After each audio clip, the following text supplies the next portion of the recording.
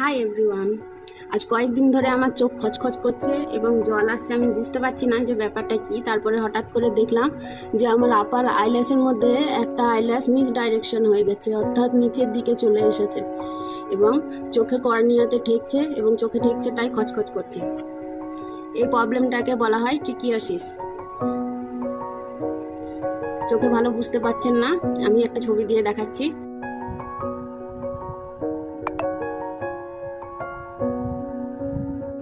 দেখুন, আইল্যাশগুলো উপরের দিকে উঠে গেছে, মিস ডাইরেকশন হয়েছে। এরকম প্রবলেম হলে কি করবেন? এরকম প্রবলেম হলে যে আইল্যাশটা নিচের দিকে নেমে গেছে, আইল্যাশটাকে রিমুভ করবেন বা তুলে দেবেন। যদি বারবার এটা হতে থাকে তাহলে এটাকে পার্মানেন্ট একটা সলিউশন হচ্ছে যে এর রুটটাকে, আইল্যাশের যে রুটটা, যে আইল্যাশটা নিচের দিকে ঝুঁকে যাচ্ছে সেই রুটটাকে নষ্ট করতে হবে। সেটা নষ্ট করার জন্য আপনাদেরকে ক্লিনিকে, যে আই ক্লিনিকে গিয়ে করতে হবে এবং লেজারের মাধ্যমে করতে হবে।